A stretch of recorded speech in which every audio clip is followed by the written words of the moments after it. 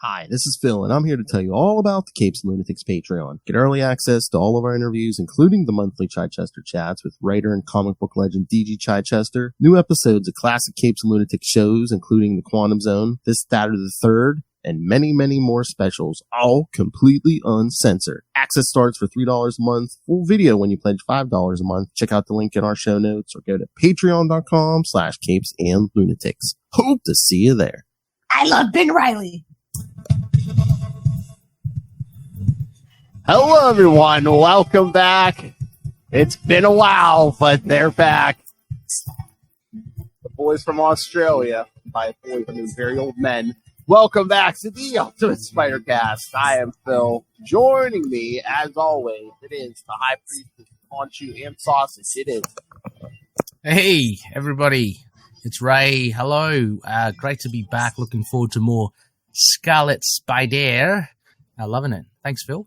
And the newly married and newly showered Dave Finn from the Signal of Doom. Hey, ladies. I'm off the market. Kid on the way. Anything now has to go through real back channels. Seriously. We're talking like CIA dead letter drops for any outside action, but, you know. It's not like you're like cancelling any notion of it. You're just saying it has to go through deep back channels. Definitely. Yeah. COVID. Sydney we have to go more COVID. Sydney Sweeney, you have to go to the backup. I'm available still. I got a free pass. And I go, she's probably, hoping that that's still happening. It's still available. I saw Sydney Sweeney this week actually was commenting on some producer in Hollywood was slagging off Sydney Sweeney, called her not pretty, as if Sweeney's response was, "I'm sorry, I have great tits." That was literally her response. You gotta love her. She says something like that. Yeah. What was going on? What's this woman saying? Jealousy, Ray. The green-eyed monster, my friend. I forget the name, but it was an older woman producer, yeah. So. Oh, producer. Okay, fair enough. She said she's not pretty. She can't act. Well, she's not a great actress, but she's definitely pretty, and she's got a great rap. She's above. I think she's above average in the acting department. It's like Euphoria and stuff. She puts in some good performances. Yeah. But Meryl Streep can rest easy, is what I'm saying, Ray. Yeah. No, we're not talking that echelon. She's fine. Yeah, she's not. She's not wooden. Fine. She's not wooden. Let's just say that. No. Ray says above average. But like when they said she's not attractive, I've examined the body closely, and I can guarantee you she is. I've literally gone through it with almost like a doctor's distance from the matter. Looked very objective. I studied it, and I'm sure she's attractive. I've studied it. That's that. My glass out. And on that note, let's talk about Scarlet Spider. Yeah, Ben Reilly. Not Ben Reilly. What's his name? Kaine. Yes, Kaine. 17 through 19, featuring that Wolverine team up. Yes, great. Yes, fantastic, and timely. Actually, that this came out. Wolverine turned up. Yeah, it's timely. Kind of timely. It's come out a bit later. Our discussion because of the Deadpool and Wolverine trailer. All this kind of hype now for Hugh Jackman back as Wolverine. Yep, have you been in the X-Men? Yeah. Hey Phil, have you seen or come across in your sojourns online about all these Wolverine and X-Men fans? And actually, Dave, I want to ask you as well. Oh my God, they keep on going on about how Wolverine's too tall. Hugh Jackman, and he's got to be 5'3". They can fuck off. Yeah. They've been saying that. They've been saying that since the first X-Men movie. I mean, I know, but my point is, Phil, that they're still saying it. Like, build a bridge. Come on. Like, I'm so sorry that Hugh Jackman built it into $1 billion industry and has earned all this money for fucking Fox and now Disney, and he's carried the franchise on his back for 20 years. I mean, the guy's done more than most. More than most. I think he's done enough. Who do they want? Danny DeVito? I mean, come on. Yeah, I know. On the flip side, Bob Hoskins was cast originally years and years ago. He's an angry in the 80s. Angry small man. Yeah. And Bob Hoskins is a good actor, and Hugh Jackman's a good actor. Yeah. The thing is, Hugh Jackman gave it the Hollywood good-looking guy, and by the way, he does look rugged. Yeah. He does look rugged in that trailer. I mean, I don't know what more the guy could do. Can we turn back the clock a little bit as well? I'm gonna posit it to both of you as well.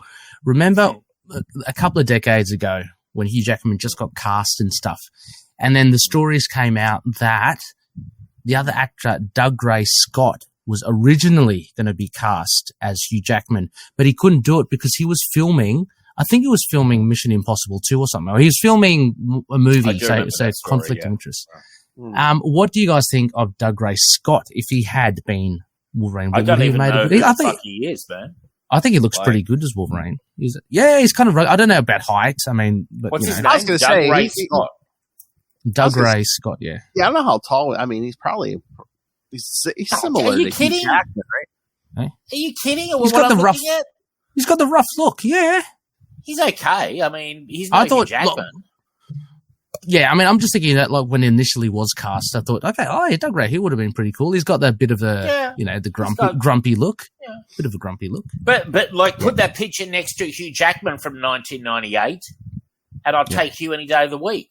Oh, Erskineville Kings, Dave. Erskineville Kings. No, but seriously, as has the public, the mass public has embraced Hugh Jackman as Wolverine. Do you know what I mean? Absolutely. Oh no, he's one of the characters now, the actors now that he's up there with Heath Ledger is the Joker, and definitely. I don't know. And like Heath Ledger, he's done it many times. Yeah. And Robert Downey. Yeah, Robert Downey as Iron Man. It's very similar. Yeah. And he will be very hard to replace. And I think if this movie is a massive hit, as I expect, it will make him even harder to replace. Because I anticipate this movie is going to be huge. Conor McGregor, what do you reckon? Oh, fuck off. No, I mean, sorry, Ray. I don't mean to swear at you, Ray, but he's. I watched that movie. He's Roadhouse. Roadhouse. Oh, Roadhouse. He's just awful. He's just awful. Yeah. In that. Well, he's not an actor. He's not an. But dude, there's bad performances, and then there's what he gave. Yeah. It was appalling. And sorry, Phil. I mean, it is tangential to the issue because Wolverine's in it. But I just want to say on the flip side as well, about that hullabaloo about him being too tall. The other discussions I've heard, look, number one, they're happy with the costume. They're happy that the sleeves have been ripped off, which I'm very happy with as well. I'm happy. But then again, more frustration on their end of not seeing the mask. I think we'll see the mask, right? Who the fuck are these people, Ray? Who the fuck are these people, man? I think we're going to get the mask just because I think Hugh Jackman is getting up there, so eventually we're going to get, if he's going to continue as Wolverine at all, we're going to get the whole Robert Downey Jr. thing. It's like, once that mask goes on, it's the stunt double and Hugh goes. Absolutely. Yeah. 100%. It would be funny if they had this. Ray, I want names of who is asking these stupid questions to you, because I want to send someone out to break their legs. Dave, it's just ridiculous. I'm just lurking. They're not addressed at me. I'm just reading the Wolverine pages, and all the fans are like, these fans are kind of like, it's no good without the mask. It's like, settle down. I mean, the mask is on the popcorn buckets and it's on the promos. I'm sure we're going to get something, right? Guess what? I've read a lot of Wolverine comics without the mask. I've read a lot of Wolverine comics without the mask. You're lucky he's all wearing an eye patch.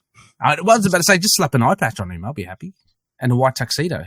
But Ray, there's a scene in one of the trailers where you see a back shot of him in Madripoor, which is probably Patch.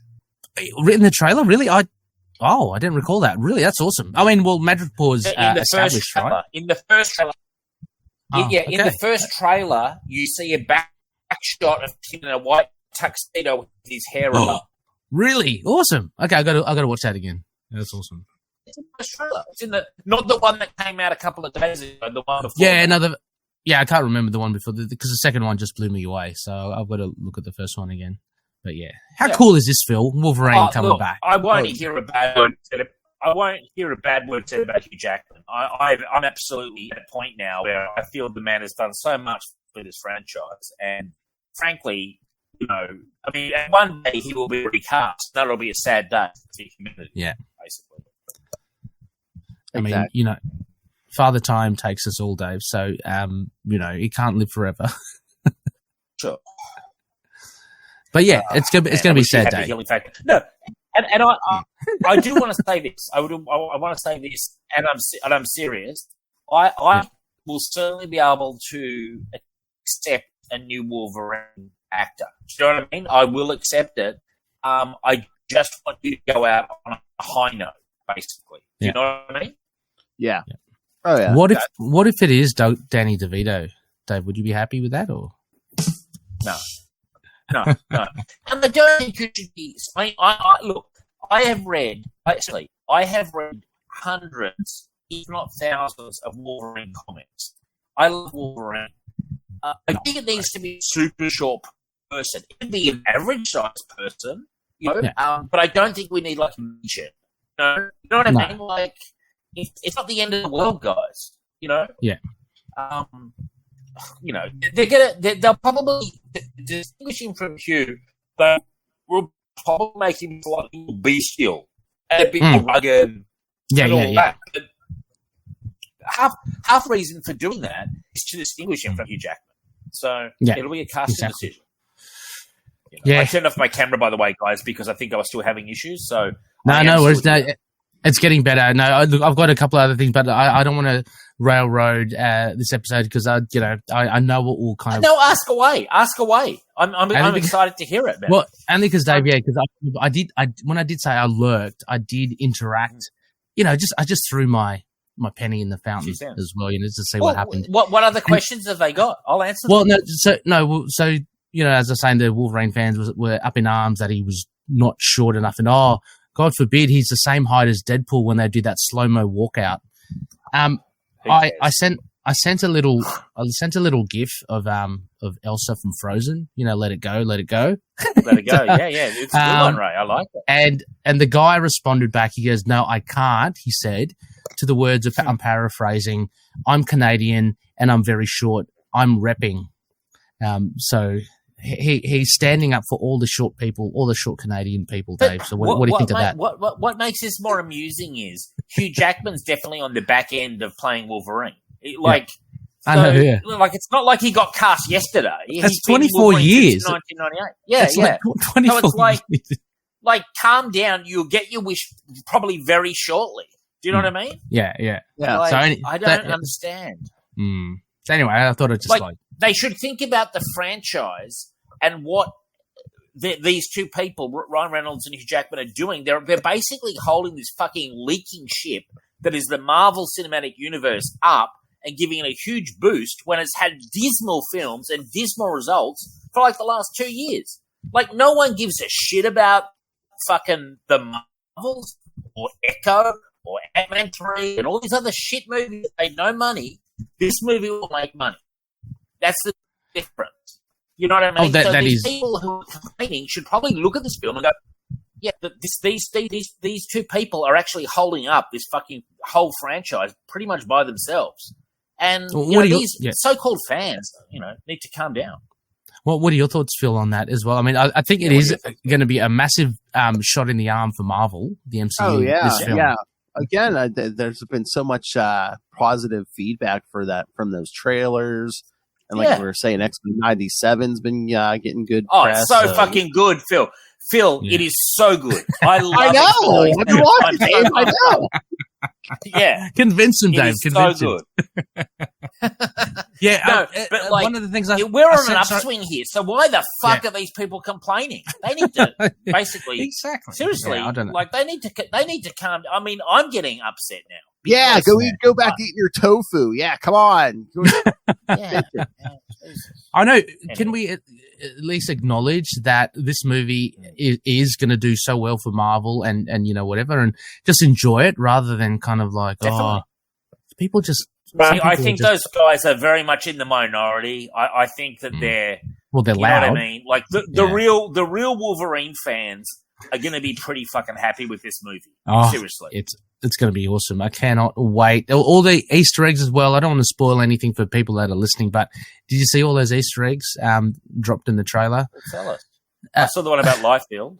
Oh yeah, the Just Feet. That was funny. What other ones are there, Ray? Tell me, because I've only watched. The appearances. There are some cameos, like established cameos from X2. No, Lady Deathstrike. Azazel from last first class. A bunch of those old X-Men villains are working. Yeah. Where are they in the trailer? Because I feel like I missed them. Dave, sorry, go Phil. Yeah. They come out of the giant Ant-Man head or whatever. Yeah. So they're there, Dave. You know, when you see Ant-Man's helmet rise, the giant man's helmet rise, and incidentally, I love that reference to Old Man Logan. Brilliant having the Ant-Man corpse there. But yeah, they're waiting outside there, Dave. Is Pyro, which we knew who we knew was going to be in it, Lady Deathstrike, Azazel, Quill, that really stupid mutant I thought from The Last Stand. He can like grow spikes out of his face. Arclight, apparently, she was one of the Marauders as well. Right. So there are a fair few of them. And obviously Cassandra Caine. Nova, yeah. Cassandra Nova. Nova, sorry. Yeah. Cassandra Nova, yeah. It's great to see her. I was checking out the actress who plays her. She's pretty cool. Like, I reckon she would make a really good Cassandra. So, what an awesome villain, hey? Yeah, she's great. She's literally his evil twin, yeah? But Xavier's evil twin. Didn't she try to strangle him in the womb? Yeah. It's crazy. Yeah. No, it's great. Oh, yeah. So I've got a question. Created by Grant the High as Fuck Morrison, yeah. Oh, he was, okay. Yeah. He was like smoking the wacky tobacco that day. I've got a question, Phil. Do you think she'll turn up in X-Men 97 as well? You never know. Maybe. I think there's only like 3 episodes left in season 1, but again, I mean, you never know. Again, that could be a cliffhanger for season 1. I am loving this X-Men 97 more than anything. Ray and I talk about it after every episode. It's so good. Yeah. We're going to do a watch party, Dave. It's so. Send us feedback after this season ends. Lilith and I are going to be doing an episode on it. So, absolutely, cool. Absolutely, some big touchstones, milestone, like episode 5. You know, I think it's the best show that I'm watching right now out of all the shows I'm watching. I think it's fantastic. I agree. It's something I literally look forward to every week. Oh, and it's an animated series, right? You know, we're talking about like which I like. So I know, but we're getting so much joy, and you get immersed in it. It's something along the lines that you'd expect for a live action series. Totally, Ray. I totally agree. And I'm also going back and I'm watching selective episodes from the 90s original as well. Yeah. Like, like I'll just check out a few shows here and there. Yeah. I watched Beauty and the Beast the other day, actually. Which is a good episode to watch. It's so much fun. Like, I just think it's great. Man, I'm disappointed to hear it's only like going to have a couple more episodes. I wanted like a 25 episode. Yeah, I was talking to Phil about that. I wish that was as well, but apparently just 10. But as I mentioned, Dave, I think they have announced season 3 as being. They have. They fired the showrunner though. They fired the showrunner right before the thing. You know that Bo DeMayo. Bo DeMayo, really? Yeah, right before it started too. Yeah, right before it started. Yeah. They fired him like the day before it premiered. And he wrote the first 2 seasons. Okay, I tried to actually reach out to him because he did some writing, or he was some sort of producer on the Moon Knight TV show. And Blade. Yeah. So he locked down all his social media when he got fired. Oh, okay. Yeah. Well. He probably had to sign something, couldn't talk about certain things, Yeah. It's such a good show, and also I think they fired a proud gay black man. They fired a proud gay black man. So it's very but I think for the show as well. Shoot someone in the street. I don't know. Who knows? Maybe just creative. Who knows? I don't know. As long as the show's good, I don't mind. But also as well, I think that they're thinking of making X-Men 97 like canon for the MCU, right, or something like that. They're thinking of linking it with. They've already linked it to What If, the animated series. What that means? Well, then you start getting characters from, I guess, the MCU films in animated form coming in. Well, so it's part of the multiverse, basically. I mean, you guys watched this week's episode, right? This past week's episode. Yeah. We had Captain America. Yes. Yep. Yeah. Really cool. Yeah. Voiced by Josh Keaton, who does a great. Yeah. Sorry, the Dave. original series, they had a crossover with Spider-Man, didn't they? So, Yeah, they did. They did. Yes. in the Yeah. 90s show. No, think that- I just love the idea that it's not isolated. That we'll Yeah. get other characters coming in. So, Yeah, but would it mean? And correct me if I'm wrong, guys. When you say it's canon, wouldn't that mean it's like in the multiverse on one universe? I mean, Is that right? I think by default that is right, but yeah, actually that's a good point, Dave, because I don't know whether it means it's within the universe, but it has to be part of the timeline, right, of the multiverse. It can't be the actual MCU. So yeah, with animated, that'd be kind of hard to. Yeah, but hang on, they did that. They did that for the was it the In the Mouth of Madness or whatever, the Doctor Strange one, right? Peggy Carter, Captain Carter. She was from the What If, but she translated it into live action, and so did the others. So that was weird. I don't know. Yeah. But as a multiverse character. But no, the same character, but just as the live version of the same character. So anyway. yeah. Oh yeah. Well, I don't know if they could do that with X-Men '97. Some of the some of the original voice actors are getting up there. Oh, yeah. So I don't know. Yeah. No, true. I think we lost Dave. I think the Wolverine fans have gotten him. Oh yeah. There's many fandoms gunning for Dave Finn. Exactly. But yeah. So. Oh. Yeah. Oh, is Dave back? Maybe. Hey, David. Hey guys, I'm back. Sorry, I don't know what happened then. I'm back though. That's okay. We're saying the Wolverine fans were trying to get at you. So, well, I want on this podcast right now. You and I are massive Wolverine fans. You know what I mean? So they needn't come at me because I'm a huge Wolverine fan. Yeah, exactly. And speaking of Wolverine, Phil, I mean, we should probably. Oh yes, these issues, yeah. So, what did you guys think about the? Kaine. Yes, Kaine. Well, he gets called in for this Dedios, and it's like, oh yeah, go kill Wolverine. Yeah. I like how he kind of pauses for a second, but then he just goes, yeah, okay. It's no easy task, right? He knows the gravity of it. He just goes, okay, all right. Like it's a minor inconvenience. So yeah, okay, I guess I'll kill Wolverine. Okay. Really. Yeah, Dave, you still there? Dave? Yeah, I'm here, but I just can't see Phil. I'm actually going to switch to my phone, guys, because whatever's happening with my computer is terrible. Okay. So I'm going to switch to my phone. I'll be back in a second. Okay. Yeah. But Phil, I really enjoyed it. I think Yost has a good handle of, first and foremost, I think of the voicing for Wolverine, and I think he did some really good service because there's a fair bit of the X-Men school involved in seeing all the mutants there. I think it was in the second issue of this arc where Scarlet Spider Kaine takes on Beast and Iceman and Kitty Pryde. And I thought that was done really well. The fight scenes were done really well, but in and around that, I think it was a really solid story. I was taken back by the villain Red Death, but I like the deep cut there as to who she was.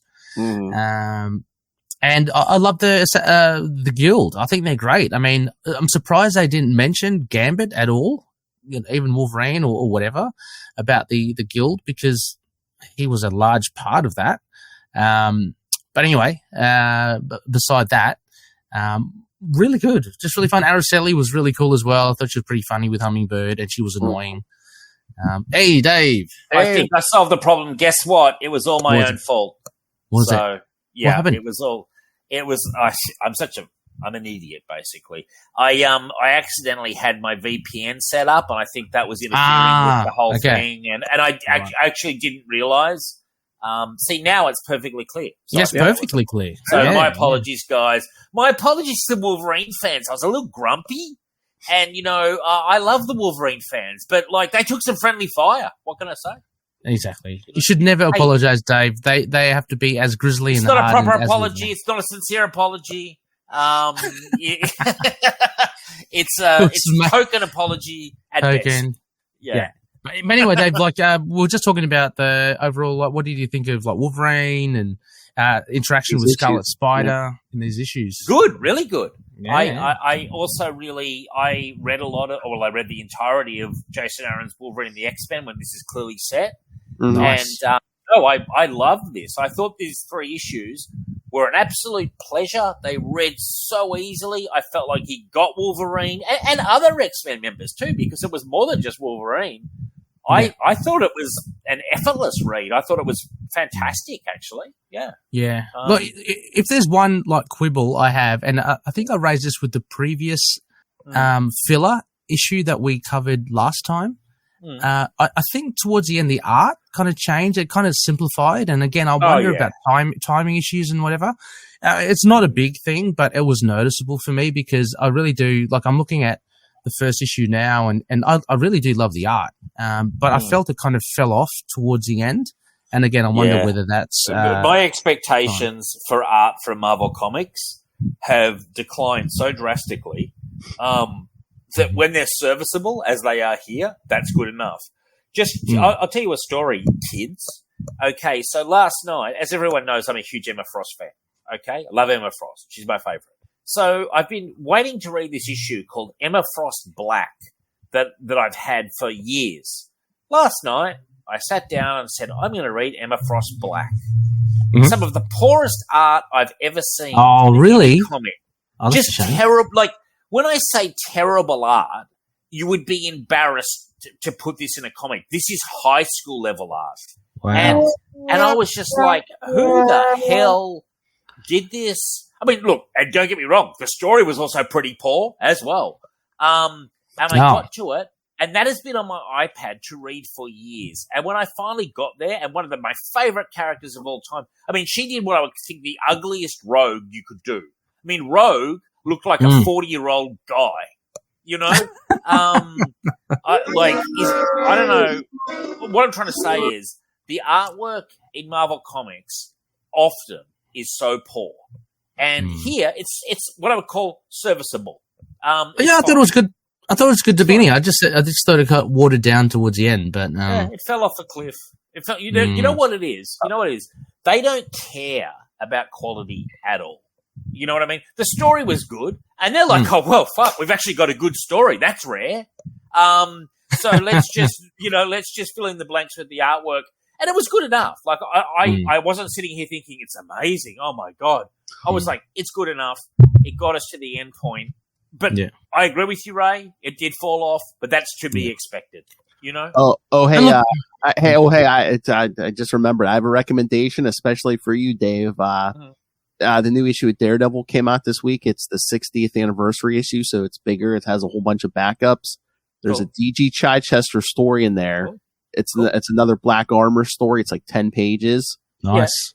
But it's when Daredevil, Black Armor Daredevil met Frank Castle. It's a Frank Castle. Oh, really? Okay. Yeah. Wow. D.G. Chichester's just become my favorite guy. It's set in the 90s, so it's 90s Frank Castle. I'll check it out. Thank you for that recommendation, Phil. I wasn't aware of that at all. The art is good on it. Oh yeah. It's like I said, it's only 10 pages in that issue, but yeah, it's good. Beautiful. I mean, also, Dave, to be fair, this is on the flip side as well, like with Marvel art. I find that a lot with the secondary characters. Like, you know, the likes of X-Men and Spider-Man, they generally bring out their A-listers. I mean, if you look at now, like, so they should. Pepe Larraz and, you know, David Marquez and that, all pretty good, really good artists. They're good. But I'm talking about some of the other guys and gals filling the slots. Well, I mean, like Scarlet Spider's, you know, it's not a top tier title. What I was going to say is that the problem too with like a Spider-Man franchise or the X-Men franchise. It's like when you get like 3, 4, 5 books deep, it's like, okay, now, you know, is that when we start to see, because again, you get the main X-Men book, the main 1 or 2 X-Men books, you're going to get good art, but it's like when you're getting to like the 3rd, 4th spin-off, it's just, sometimes you're not getting that best artist. I agree. Incidentally, I just got to say, I watched Across the Spider-Verse again today. Oh my God, brilliant. It's so good. It is so brilliant movie. It's a brilliant movie. Just speaking of art, you know, because the graphics there are just phenomenal. It's fantastic. Yeah. I've got a question for you guys. Just referencing back to X-Men 97, do you think there's a chance Spidey will turn up either in this season or next season? Yeah, I hope so. I think next season at least. I think maybe. I would love, And going on to that, I would love to see the Spider-Man show rejuvenated, like the X-Men one has been. Well, that's what they're talking about. They're talking about that, and all the other '90s shows as well. Like bring it on. Wolverine. To me, and the X-Men. Spider-Man show was just as good as the X-Men show. I thought that it was excellent. great. Yeah, I really enjoyed it. It's a great The show. Incredible Hulk was decent. I've watched all the Incredible Hulk on Disney Plus. I love it. I've seen all the episodes. Well, I love that. I remembered from my youth there was another Hulk series. It only lasted 12 episodes. Right. But it was around the 90s as well. I'm going to have to find it for you. Yeah, so when I looked at the Disney Plus ones, it's like, I don't remember these episodes. And it came in between that and... It was on... The one that's on Disney Plus in Australia was on Foxtel, and I didn't see it until the when I say late 90s, like 98, 99, and they had it on there, and I'd never seen it. And I watched most of it then. Yeah, it's good, but I've caught all the episodes on Disney Plus, watched every single one. It's nice. Good fun. Yeah. There's a really... there's a 90s Fantastic Four one as well, which is okay, but I like that there's another Fantastic Four one. It used to be on Disney Plus, and they took the 80s. I think it was from the 80s, but they took it down quickly, and it looked almost like manga, like anime. Oh, okay. Oh yeah, I know. I think that one might have been like early mid 2000s. It was really good. I saw the first, and then they took it off Disney Plus. It's like, no way. Really? That's a hard one to find, Dave, but it's definitely worth watching, I think. My memory as a kid, as a little kid, I remember getting it, and I'm a bit older than both of you guys, a few years on you, Ray, don't I? That Spider-Man: The Amazing Friends was my introduction to Spider-Man. I watched that as a kid. Firestar and Iceman, And I remember that I loved it, but I also have this memory that there was like a really ancient Fantastic Four cartoon, like from the 70s or something. Is it the motion comic one? Maybe. I don't know. They had Iron Man and Hulk. I think it's the one, isn't it? It's like...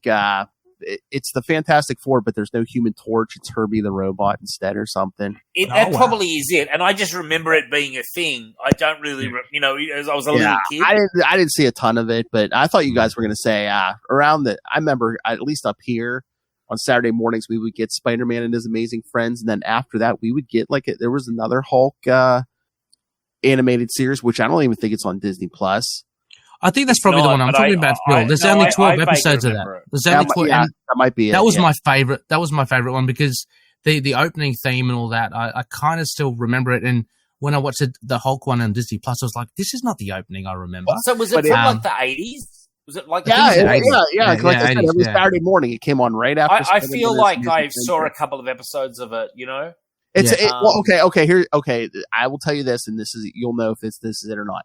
Every time Banner would change, every time the Hulk would change back in the Banner, his shirt would magically reappear. Yeah, well, that's. I just remember the Hulk had bushy eyebrows. Remember that, Phil? He's got that's it. He's got the bigger eyebrows. What I did watch as a little kid was I did watch the Incredible Hulk show while it was still on in the last couple of seasons, and I do remember watching that. And as a kid, I remember the Hulk, and I remember there was a couple of those live-action Spider-Man TV shows. Yeah. Do you remember? And I remember loving them, and everyone was like, "Oh, they're so shit." I was like, I loved them. Well, we were starved, I think, young. at that age. Yeah, I was super young. You know what I mean? Like, remember, was it Peter Parker went to the Empire State Building, and he was like mind controlled with a badge or something. Remember that? And he was asked to jump off, and as he was going off the ledge, the badge got clipped off, and he's like, "Oh, what happened?"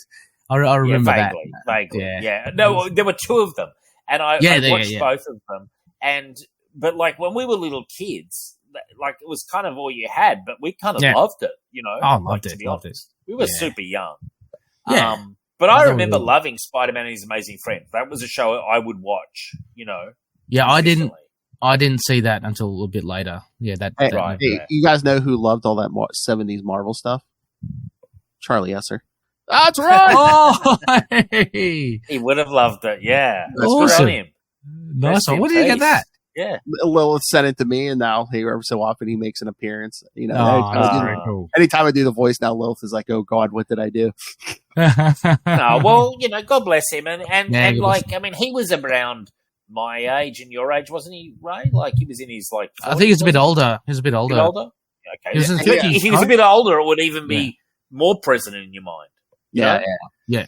what I do remember, and I have a very distinct memory. So I wouldn't have been 10. I was probably about 7. And there was this thing with Spider-Man. And Stan Lee must have made an appearance or done something on one of those shows. And he was there with the mustache. And I just remember so confused by who this old guy was. Like, yeah. Why does Spider-Man and his amazing friends Stan did like the intro for like every episode? Yes. And I think someone had a comic or a magazine where Stan was there in the real 70s, like, car salesman kind of thing that he always had on the blazer. And I was always like, who is this guy? And they were like, he created Spider-Man. And I was like, what does that mean? Well, yeah, exactly. What's it mean? Because he's real, right? So what does that mean? Yeah, I was like, he created it. Like, So in my mind, he's always been super intertwined, even though I was too young to understand who he actually was. Yeah. And when I was older, I was like, oh, right. Just a few years older, you're like, oh, I get it. He wrote everything at the begining. Yeah, he created it. I get it. But as a little kid, it was confusing. I was like, who is this old guy always with Spider-Man? Yeah. Dave, I went through that conversation with Finn just today as well. Because, we see Stan Lee in the Marvel Legos Xbox game all the time. And then we were watching Across the Spider-Verse, and Stan Lee's in that. And I said, oh, that's Stan Lee again. And I said, he's the guy that made Spider-Man. And Finn was like, what? I was like, he's the guy that, Yeah. It's confusing. Really, Finn stopped with the Batman for 2 seconds? Batman. Favorite character. A dark, dark day when that happened. Did you send Dave that picture of your son holding the Batman toy in the store? Did. He loves it. You failed, Ray. You failed. That's all right. Look, I'll just let him, run its course. He likes Robin. He actually likes Robin. He likes Robin a lot. Okay. So but Robin's design. That's why Robin was designed, to appeal to the little kid, to bring him Yeah. So well, in Batman Lego, because we played Batman Lego Xbox, he likes Robin, so that's good. I love Batman. And then one day he'll be about 12, and he'll stumble across Dark Knight Returns. It'll become Batman. Will become his favorite of all time. And Ray will just be like crying in the corner. Nah, look, if that happens, Dave, I'm just going to throw Garth Ennis's Punisher at him, just to try to get him off. Get him off. Just go super violent. You go, that's weak. Look at this. I'm just waiting for that 2-hour conversation. No, this is Moon Knight. This is better. Yeah. No, he likes Moon Knight, but he I'm very jealous of Finn because he's at the age, obviously, he's discovering all the superheroes. He's loving it. So I'm just supporting it, encouraging it. He loves. Yeah, who's his favorite? Who's his favorite? I'll tell you, really weird. His favorite is Dr. Kurt Connors, the lizard. He likes the lizard. This is pretty cool. Good on you. I was like, good. He goes, yeah, he loves it. So no, and he loves Spider-Man is top. Yeah. Well, he actually really likes Miles as well. He really likes that, which is good. So yeah. Oh, well, if it's like Spider-Man, then that's actually excellent, really. And he recognizes Ben Reilly because we're watching Across the Spider-Verse. Wow. He goes, Dad, that's the one that you like, and he pointed. I go, that's Ben Reilly with the cut-off T-shirt and stuff, wasn't it? And the hoodie and stuff. Like, yeah. Yeah, he loves it, so that's good. That's great. Anyway, so sorry, Phil. Back. We are sidetracking here. I'm just surprised Dave hasn't mentioned this art yet. Yeah, I know. That was good. And I was a bit confused with what was going on, but essentially the Assassin's Guild was sacrificing people to satisfy that lady who obviously had some prior encounter with the X-Men, it seems. Yeah, she was a really super powerful being, but I think the Assassin's Guild, exactly, just to try to save themselves, were throwing other people under the bus, so to speak. And they put Scarlet Spider on Wolverine's scent to, I think, just to I don't think they were expecting him to actually kill Wolverine, but they just wanted, I don't know, they wanted some more mayhem. At the same point, though, when I did read it, it was interesting that Scarlet Spider, he used that as kind of like an indirect way to try and get Wolverine to help him. Because there's that conversation on the exit going, this was my plan all along to hopefully kind of convince you to help me take down the guild. And he goes, what, by trying to kill me? Yeah, well. Yeah. and then as well, there was the twist at the end that he brought in the Arranger from Kingpin. Yeah. That was a good twist, actually. And Kingpin took ownership of the Assassin's Guild, and then he cancelled the contract on Wolverine, basically. Yeah. I mean, the story was good, but sometimes it seems like they bring in the Kingpin a little too much. It's like, oh, hey, something evil's happening in the world. Well, the Kingpin's behind it. Yeah, I know what you mean. Kingpin's tentacles are everywhere. Yeah. Yeah, there should be. I mean, that's why I guess sometimes I try to just take him out of the picture, That's why there's all that vacuum. And give the others, give Hammerhead some time to show. Give Tombstone some time. Yeah, come on. Why not? There's a Madam Mask, fantastic. Phil, I say all of this. I'm so mega behind in comics, so I haven't finished Gang War yet, so I don't know what's happened. Tombstone was all over that. How are you not reading Gang War? I am reading. No, definitely reading it, but just a bit behind on that stuff. But that's all done and gone, right? Come on, Ray. You're on parental leave, Ray. Come on. I know. I've got. You've seen me, Dave. When we meet up, I get the pile of comics and in the brown bag, and I haven't bagged or bought it. Comics just sitting in the brown bag. Exactly. Now I see him. He comes in. He's supporting that shop like solo. I think really. Dave's always amazed. You ain't nothing. You ain't no support. Lilith Hellfire goes into her local store like 2 to 3 times a week. Yeah, really. Well, that's massive. That's great. He's putting and that's a small shop. He's putting that guy's kids through medical school. Yeah. This week I'm getting my Deadpool Legacy figures, Wolverine and Deadpool, which I am getting from that store, right? Don't discount Dave. Dave gets it through other avenues, right? Omnibuses, figures, collectibles. Oh, yeah. I'm doing my fair share. Yeah. What was that? The last one you picked up? Dave, you picked up the Iron Man, MCU Iron Man. That was pretty good. Marvel Legends. That was right. Marvel Legends figure. Yeah. I did pick that up. And I picked up, not that long ago, the Gwenpool Omnibus as well. Okay. I just threw it down. I just walked out with it. I said, yep, Gwenpool, give it to me. Yeah. I need it. The Spider-Verse Omnibus, that thing's massive. That's seriously awesome. Jesus Christ. How many Deadpool omnibuses have you, Dave? I'm on a big Deadpool fix at the moment. So I've got Joe Kelly's one, and I've got a couple of Sherry Duggan's ones. Have you got the Deadpool team ups? Like that came out. Yeah, I do, and I have one that's like all the stuff leading up to Joe Kelly. I don't know, like every appearance of Deadpool. I got it years ago. Sorry, it's not recent. But it's like every appearance of Deadpool from when he started, including what do you call the miniseries that lead up to the start of the ongoing. Okay. So that's one. Yeah, and it was like 2 miniseries and a bunch of X-Force issues. Yeah, exactly. Yeah, so that, and then I've got the Joe Kelly one, which I love. The Joe Kelly one's like one of my favorite omnibuses that I own. Honestly. They may bury it with me, frankly, under my arm. One arm Wolverine and one arm Deadpool. And just that's when I started collecting Deadpool hardcore. Was during the Joe Kelly. That was like 98 or something. Yeah, I was about to ask for. So do you still collect Deadpool floppies and stuff? Do you still collect the title? Oh yeah, I do. When it's, I mean, nice. Yeah. Every so often, they'll take breaks these days. But yeah. I mean, there was a certain period, man. They were doing like 2-3 Deadpool titles. Oh yeah, that was heaps. Like they just rebooted it, and it was a really lackluster fucking issue.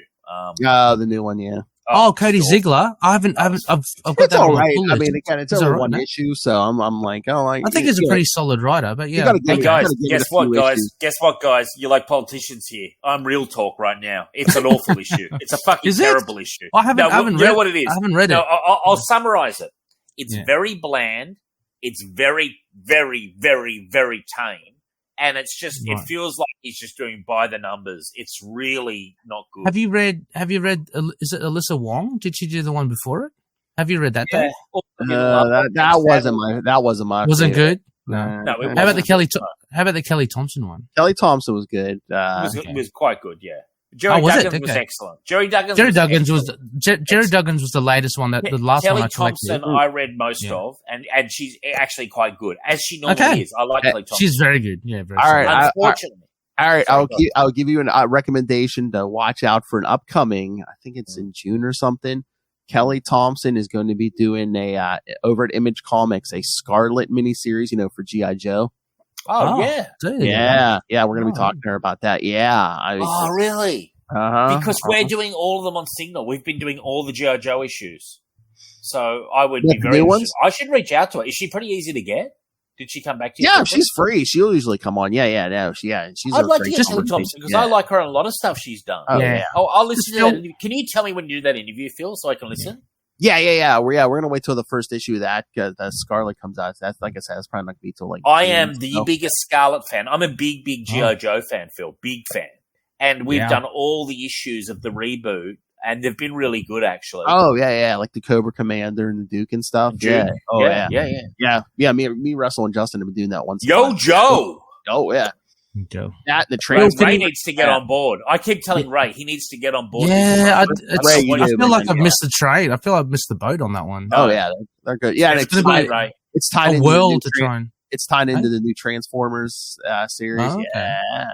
Come on, Well, Ray. It's If time, you can man. say hello to Kelly Thompson, Phil. Say I'm a big fan as well.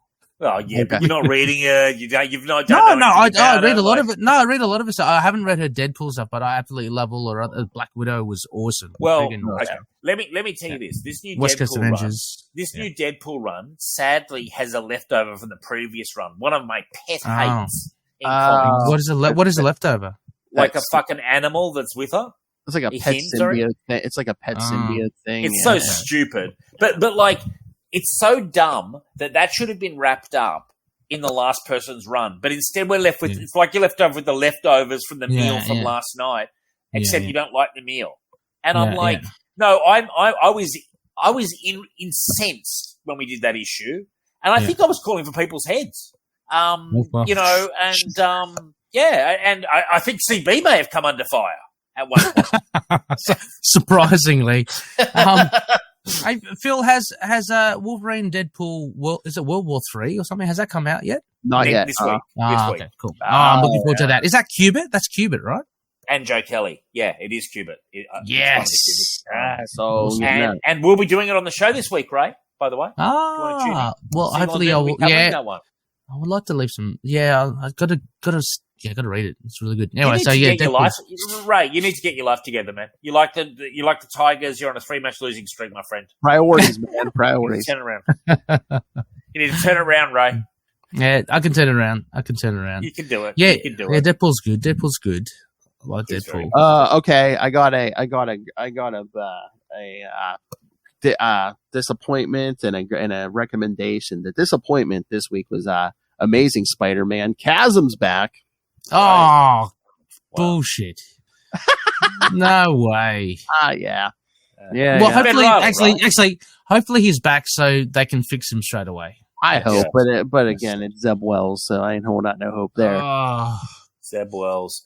By the way, Ray, your boy Zed McKay, is that his name? Jed McKay. Yeah. Jed McKay. He's taking over one of the X-Men titles. I know he's taking the X-Men title. And he's writing Avengers, man. He's silent. He's a Which one's he taking? Because I know Gail Simone's doing, I think, Uncanny. She's doing Uncanny X-Men. Jed McKay's doing X-Men. Just X-Men. Okay. The one with I'm looking forward to it. I'm looking forward to it as well. Yeah. I'm looking forward to Gail Simone ones as well. That's David Marquez. Me too. I'm jumping on board. I'm jumping on board. I was about to say I'm on that hype train for the X-Men.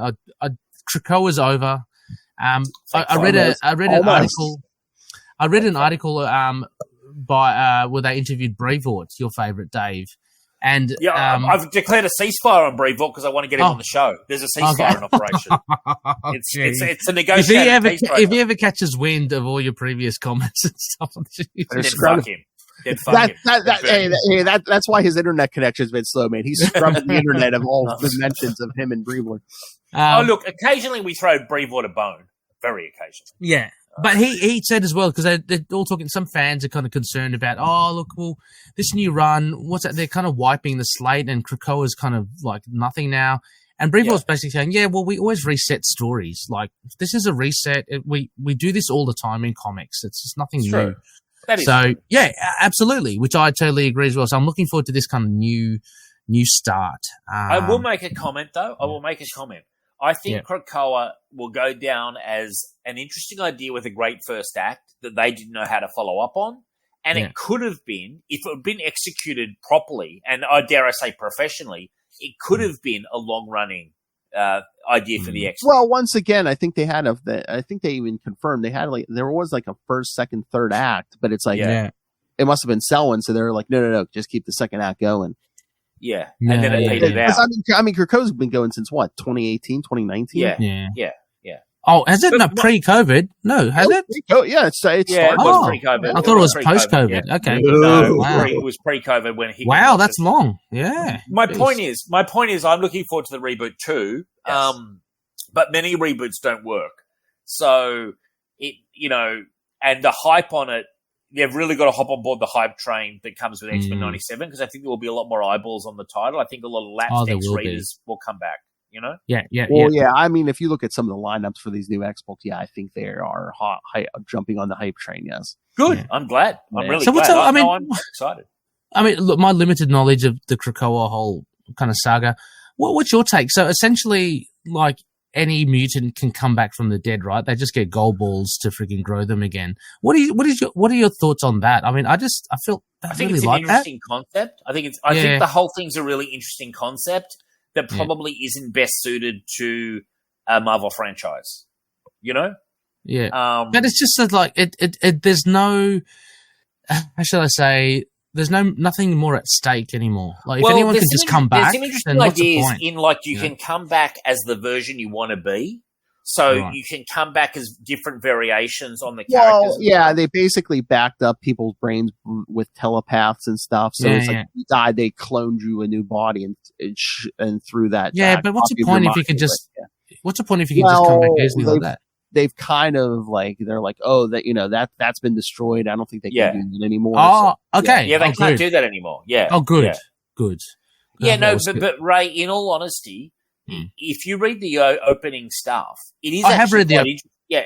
Oh, no, I've read Power of X and House of X. I loved it. I thought that was really good. Yeah, and if you read it, there's some really interesting concepts and stuff in there. And in fairness, I read. I've been reading X-Force, and we did the last 3 issues of X-Force because I've been very critical of how evil Beast became. I fucking hate it. Yes. Well, they brought back the Beast from like the Defenders days, basically the 80s Beast. Yeah. The 80s. Like, so he came back as a clone. They basically brought the clone in with which was the evil Beast destroyed every single clone except that one because he kind of couldn't destroy the last remnant of his kind of innocent self. Anyway, obviously, Evil Beast dies. And a Wonder Man appearance in one or two of those. A Wonder Man team up. Yeah. It's cool. It's an interesting read. You can read it. It's issues 48 to 50 of X-Force, which is the final 3 issues. We did it on the show this week. Look, it's okay as a story, but it's interesting concept, and it's the proper Beast is actually back now. Okay, great. Fantastic. As in the more innocent, good Beast. Yeah. The more classic kind of, my stars. The full on, the classic Beast that you see in X-Men 97 that's like hanging up, from upside down. It's like, my stars and garters and all that stuff. Yeah. And he's still smart. He's still clever. Yeah. Oh, good. I hate that Evil Beast became basically Dark Beast. That's what happened. Yeah. That was so stupid. It's so dumb. Okay. That poisoned me off the whole thing because they made him too evil. He was like way too evil. Isn't one of your friends a really big Beast fan? He wanted a Beast movie. What was it? Well, yeah. I mean, J Mad Dog Davies. Yeah, he's not a big comic guy. He only liked Beast from the Kelsey Grammer, and his famous comment was, "I want a Beast movie, no sidekicks." But he wouldn't be aware of the inner workings of Marvel Comics. Sure. I doubt he's tracking that closely. He's just hoping for Kelsey Grammer to come back at some point. Oh, he was good, right? And did Kelsey Grammer? He played him in the end of Marvels, didn't he? I think so. Yeah, right. I think was the only good thing in that fucking movie. Oh, it was a terrible movie. And I read just that they had plans for having a Spectrum series, but they canned that after the failure of Marvels. Do you hear about that? I did. And I made a comment online today on Facebook. I said, the interest in that character having a spin-off movie is close to absolute zero. It's just, that was an appalling movie that killed people's careers at Marvel. It was an awful movie. Well, I think they're starting to get the message of like what people want and don't want. Again, with X-Men 97, people liked it. They're like, okay. That is the blueprint. Follow that, please. You know what I think you know what's happened, Phil? I think they've finally fucking found Signal of Doom on the dial. And they're really starting to tune into what the fans want. Because I would say we're pretty clear. You know what I mean? I think we're pretty clear.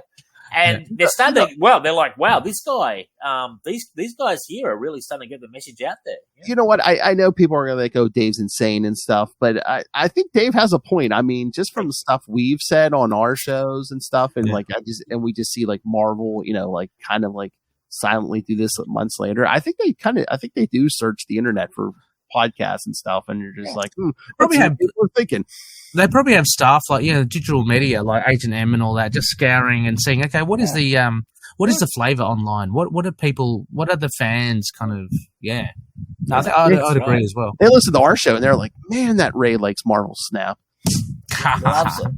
And you know, they get it's a shock to the system when I come on, and like they have to conceal knowledge from Brevoort. They, you know, because he's like trying to, what are they saying about me? And I'm like, oh, it's all good news from you, Brevoort. Yeah, it's all good, Brevoort.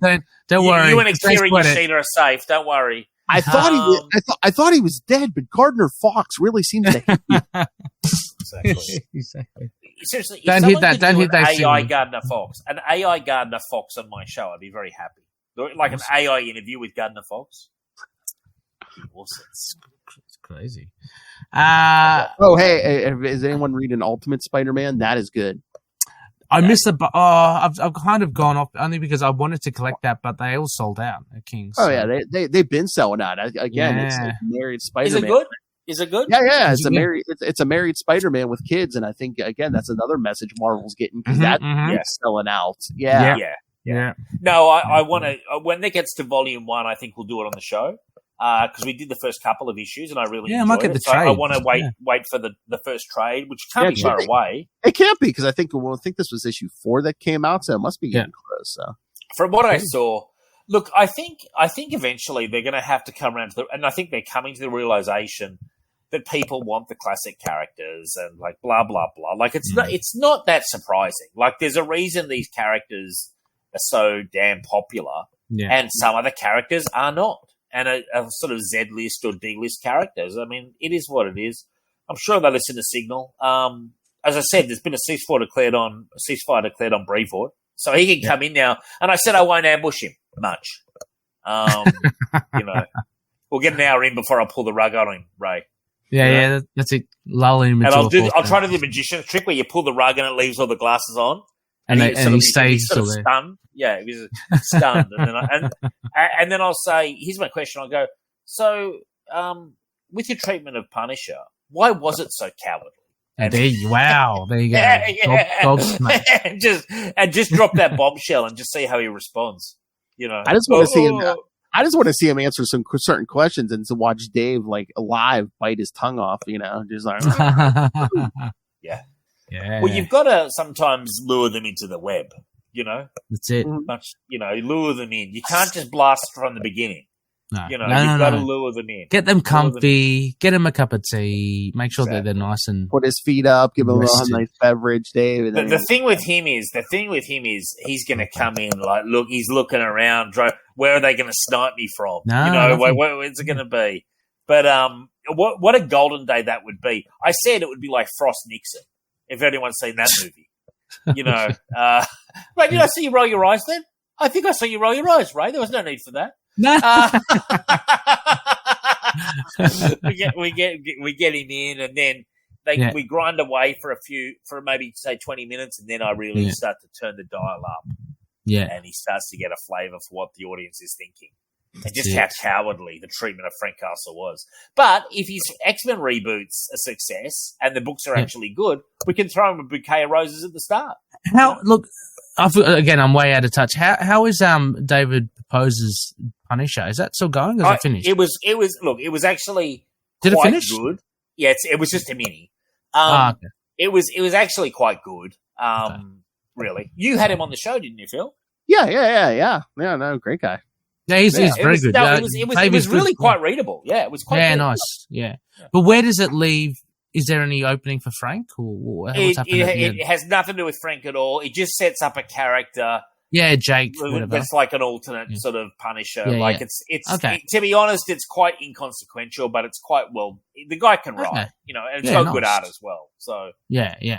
No, nice. Yeah, look, I'd happily read more from that guy because I thought he was a good writer. Oh, he's very good. Yeah, I like Proposer. He's Dave. He's the guy that did Spencer and Locke. I told you about. Okay. Did you? That I brought that into the show, The Signal, to talk about it. It's really dark. It's kind of like Calvin and Hobbes meet Sin City. That's how he pictures it. It's about a detective he's got an imaginary friend. He's a bit mentally unstable. He's got an imaginary friend, which is a giant panther, and they this is investigate. This is ringing a bell. Yeah. And there's a whole lot of trauma with his parents and abuse and all that. It's really, really heavy. But yeah, no, Proposer's fantastic. Ray. He's good. Wow, Ray's just taking this into some deep waters. That sounds interesting.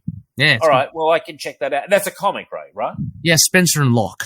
Spencer and Locke. Okay. Well, yeah, no, his Punisher, I thought, was actually quite well told. It's quite inconsequential, though. Like, it's just a one and done, right? It's like a 4-issue or 5-issue little mini. Yeah, it's going to have nothing to do with Frank Castle, but nothing to do with Frank. Story. Yeah. But I thought it doesn't solve any problems. It just creates another guy who's running around being the Punisher. Okay, fair enough. Basically. Right. I want to read this thing Frank. you're talking about, Phil. This Daredevil stuff. Oh yeah, Daredevil number 8 came out this week, and like I said, there's that Chichester story in there with Frank Castle. It's set in the 90s, so it's Frank Castle's in there. Yeah, bring it on, bring it on. Wow. So should we wrap up Scarlet Spider? Have we? Yeah. Give our scores. I'm giving it an 8.5 out of 10 for the 3 issues. Oh, nice. I enjoyed it. Yeah, I'd agree. Something around 8.5. I think it was really highly enjoyable. The art, although I did mention that Peters off, was really good. I really enjoyed it for the most part. Wolverine is always awesome. He had a fair bit to do, which was good. It's not like he was just in for like a token cameo. Yeah. You get Yost doing the mutant stuff very well, I thought, and interesting adversaries in Belladonna, Red Death.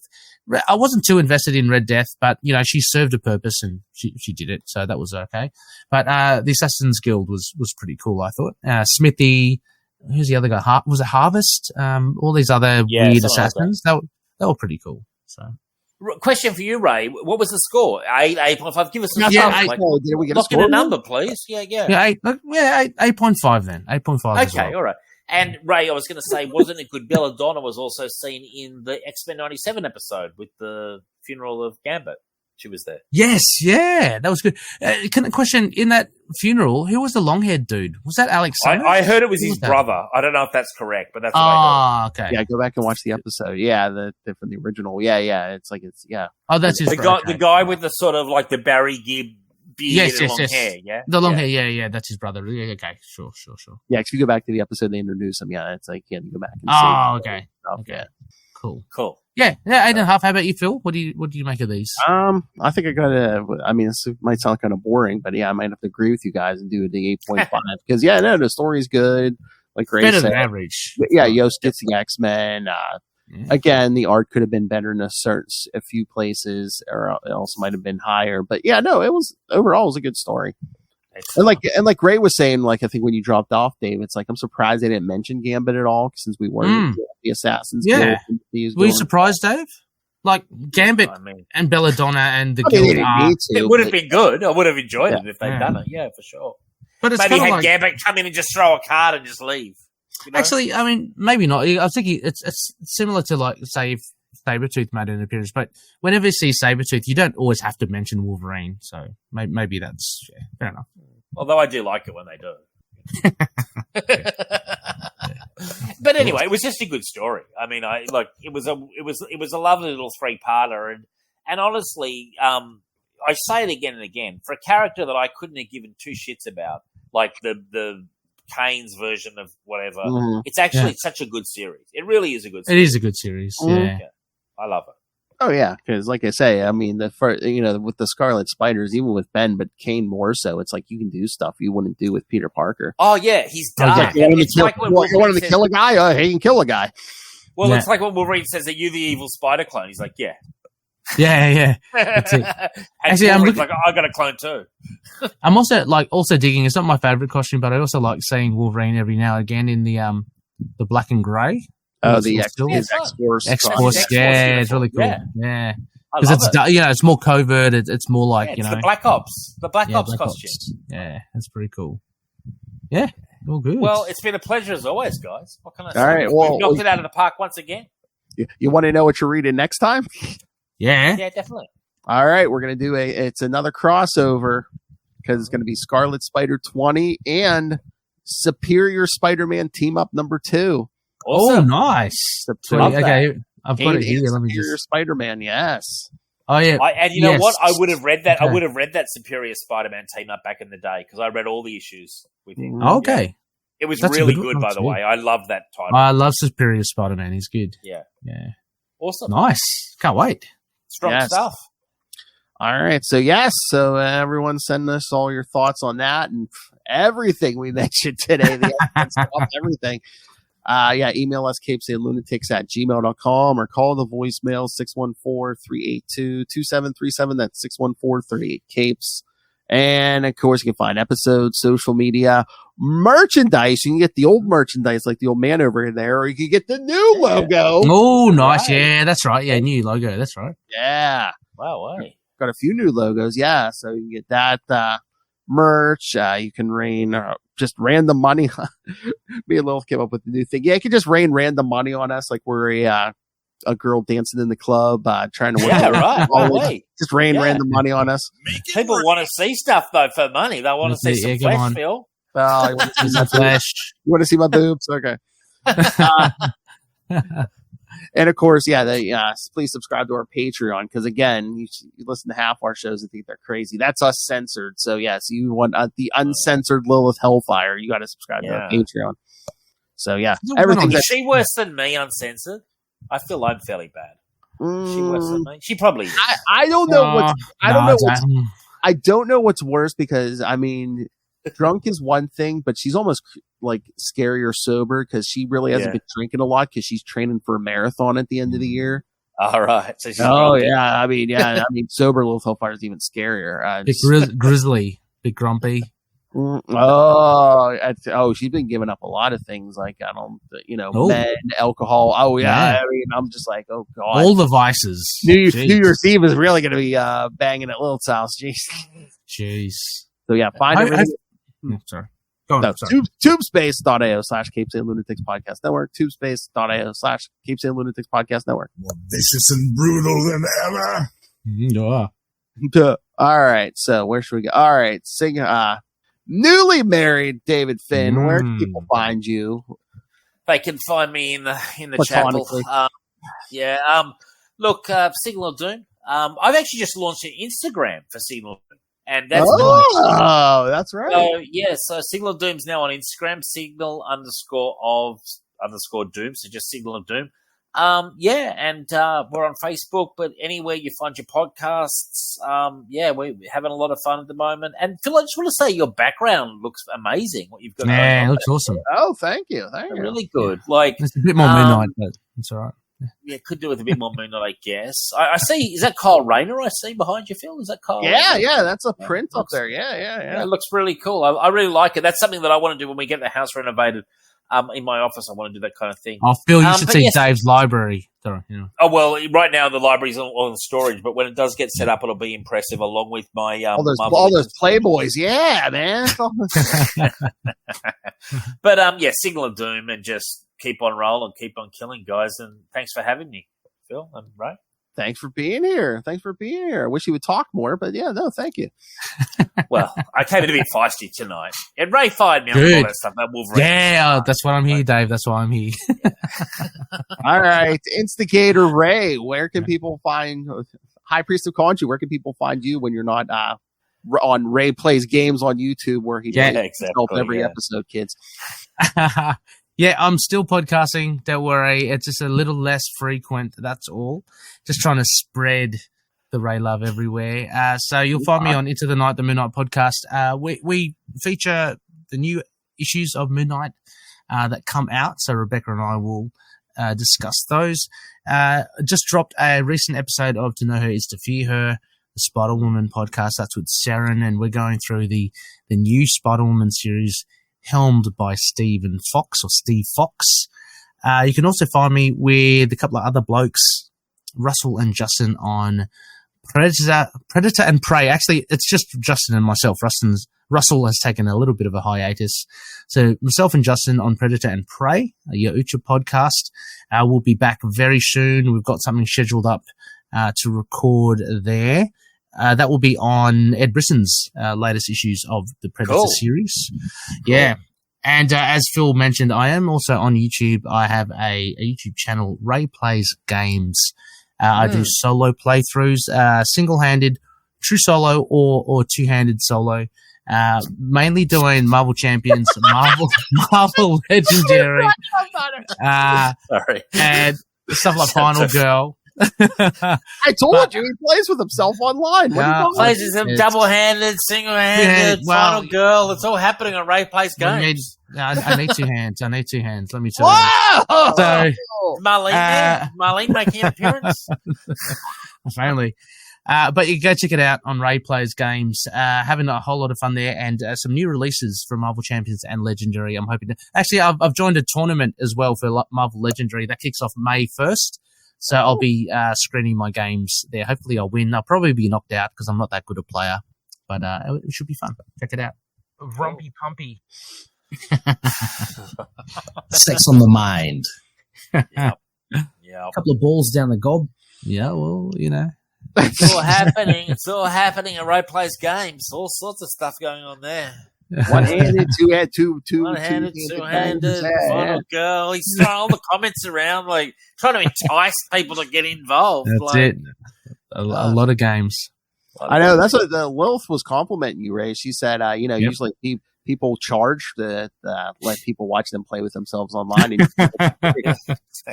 All for free, you know. First taste is free. The first taste is free. Tell your grandmothers, you know. Oh my! Jesus. Want your grandma to watch? Jeez.